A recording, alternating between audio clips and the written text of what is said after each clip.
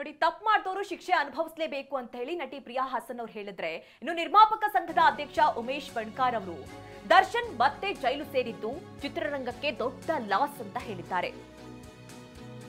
ಬೆನ್ನು ನೋವಿದ್ರು ಕೂಡ ಹಗಲು ರಾತ್ರಿ ಶೂಟಿಂಗ್ ಮಾಡಿದ್ದಾರೆ. ನಿರ್ಮಾಪಕರ ಜೊತೆ ನಿಂತು ಚಿತ್ರೀಕರಣ ಮುಗಿಸಿ ಹೋಗಿದ್ದಾರೆ. ಆಗ ಸಾರಥಿ ಹಿಟ್ ಆಗಿತ್ತು, ಈಗ ಡಬಲ್ ಹಿಟ್ ಆಗುತ್ತೆ. ಇದ್ರೆ ನೆಮ್ಮದಿಯಾಗಿರ್ಬೇಕು ಅನ್ನೋದು ಹೆಂಡತಿಗೆ ಬಳಸಿರುವ ಲೈನ್. ಆ ಲೈನ್ಗೆ ಬೇರೆ ಅರ್ಥ ಕಲ್ಪಿಸೋದು ಬೇಡ ಅಂತ ಬಣ್ಕಾರ್ ಹೇಳಿದ್ದಾರೆ. ದರ್ಶನ್ ಫ್ಯಾನ್ಸ್ದು ತಪ್ಪು, ದರ್ಶನ್ ಅವರಿಗೆ ಬುದ್ಧಿ ಮಾತು ಹೇಳಬೇಕಾಗಿತ್ತು. ನಿರ್ಮಾಪಕ ಸಂಘದ ಅಧ್ಯಕ್ಷ ಉಮೇಶ್ ಬಣ್ಕಾರ್ ಅವರ ಹೇಳಿಕೆ ಇದು.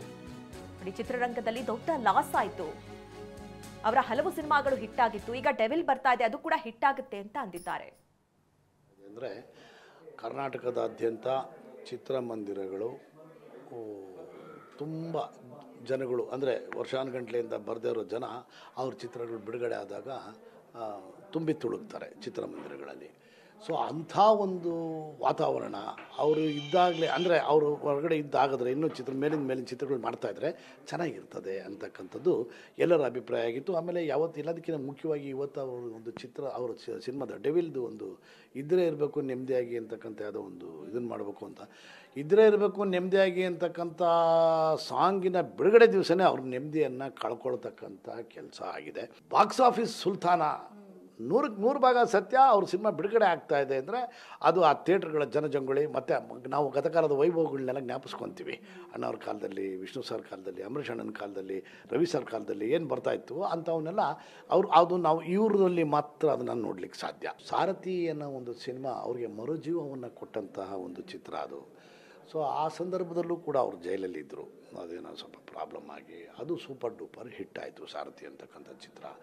ಪ್ರಾಬಬಲಿ ಈ ಡೆವಿಲ್ಲೂ ಕೂಡ ಅದೇ ರೀತಿ ಆಗಬಹುದು, ಆಗಲಿ.